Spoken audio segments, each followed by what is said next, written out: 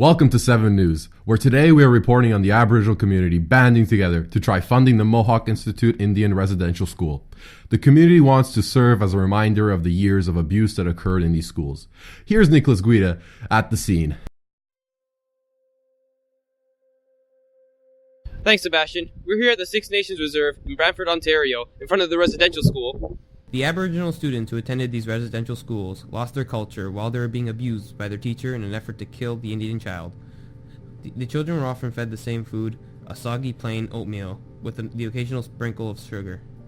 Many Canadians do not know about what occurred in these schools, but the Aboriginal community here at Six Nations Reserve want to keep the last remaining school open in an effort to inform the public. So, as a former student, how do you feel about keeping the residential school open? At first, I was so very ashamed. I would have been one of those people saying, why? Why would you save that?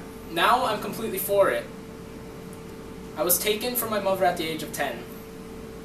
At the time, we called this school Vamushal since all that me and my friends ate there was just some oatmeal with the occasional sprinkle of sugar on it. The building stood for everything that was wrong with Canada's residential schools. It was full of brutal racism. We were forced to be assimilated into a white culture and the utter disdain and for the indigenous culture. And it just tore apart our customs and our language. The residential school used to be owned by Ottawa, but the federal government turned it over to the Reserve in 1971. It's now called the Woodland Cultural Centre, an Aboriginal non-profit charity devoted to Indigenous art, history, and culture that is spearheading the fundraising initiative. When the Six Nations leaders approached their people and proposed saving the school, some wanted to burn it down, but the majority, including Audrey, wanted to keep the building. This led to the chiefs of the Six Nations elected council voting to put $220,000 of its funds towards a $1 million roof repair for the building, and has approached the city of Brantford for matching funds. This is all in an effort to save the evidence. Now the proposal sits before the city's finance committee after being referred, but a councillor Dan McGreary, who chairs the budget committee, says the Six Nations community should use its own funds or approach the federal government. It's a building that they've allowed to fall into disrepair. You can be unsympathetic to the plight of the folks who went to the school and their kids.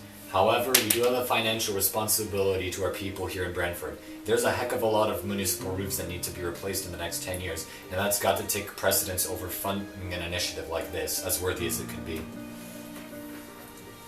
Interest in the building has grown for the past several years, as the Truth and Reconciliation Commission heard moving testimonials from survivors of Canada's 130 residential schools. The commission wrapped up its work earlier this month and issued a damning report, nearly 400 pages long, detailing the history and abuses in the schools. After a 1907 inspection of the Mohawk Institute, the Ontario Inspector for Indian Agencies, J.G. Ramsden, reported, I cannot say that I was favorably impressed with the sight of 2 prison cells in the boys' playhouse. I was informed, however, that these were for the pupils who ran away from the institution. Confinement began for a week at a time when pupils returned. Audrey can recall the food and the beatings. Soggy, slimy oatmeal was all that we ate. I also remember that one evening I got sick and was unable to finish my homework. When I came to class for next time, the teacher grabbed me and shook me furiously and then after slapped me across the cheek. When I tried to explain that why I couldn't do my homework, he just said that anything after but was just an excuse. The large 4-floor building housed the dormitories and a few classrooms for male and female Aboriginal students from several communities, including Sarnia, Goolagong, Stony Point, and Sodine. There was also a kitchen, cafeteria, and laundry room. A smaller, adjacent building where the classroom has been converted into a museum and fine arts gallery, and the center's administrative office. Amoski Jr., a Mohawk and acting executive director of the Woodland Cultural Centre, says aside from the roof repair, there are also plans to fundraise and establish an endowment for the main building and repurpose it as a museum. Mr. Key says the fundraising initiative has plans to reach out to the federal government, the local chamber of commerce, and other entities. One survivor told me, "You can't appreciate what went on in this building just by standing in front of the plaque." That's what's driving me, that comment. Canadian people need to learn more about what happened in these schools. Such a shame that not many know the stories of these people. This is Sebastian Łukarstanik, signing out with 7 News.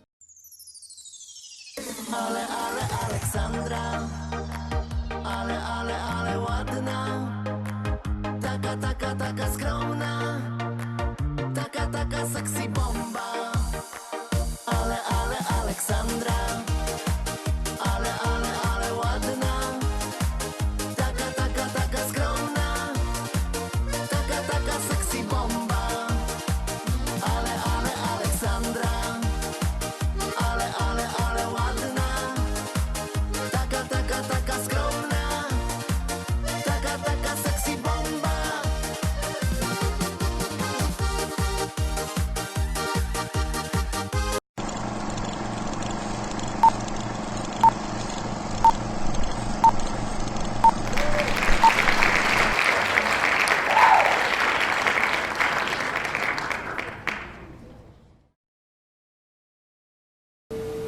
Action. 8 o'clock. You know we're not recording anything. We are recording. We have to greet her. Oh, Scene 1, take 2. The cloud. I didn't know we were even. I had to start the. He said take 2. Okay, and then I had to click the button at the start. Okay, He wasn't ready? even recording the audio. Test. Read off of that. Tonight, Are you recording? Sebastian wears a top. Nicholas freezes his rear bumper off, and we talk about the struggle of the Aboriginal people. Okay. Are you sure it's okay? Yeah, it's fucking amazing. Man. Oh. Hello. It's me.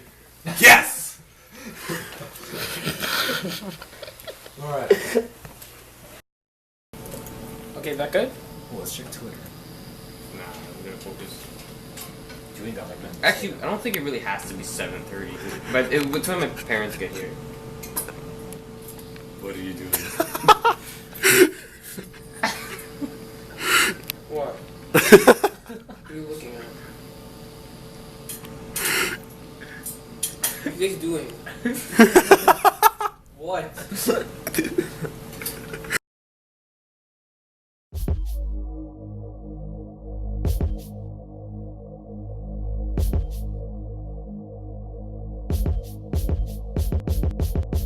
I need a double cheeseburger, hold the lettuce. Don't be frontin' son, no seeds on the bun. We up in here, dry fruit, order for 2. I got craving for a nice number 9, lock my shoe. We need some chicken up in here. In this hizzle, for rizzle my mizzle. Extra salt on my brizzle. Dr. Pepper my brother, another for your mother. Double, super fry size. Don't forget the side fries. Worm star. Worm star.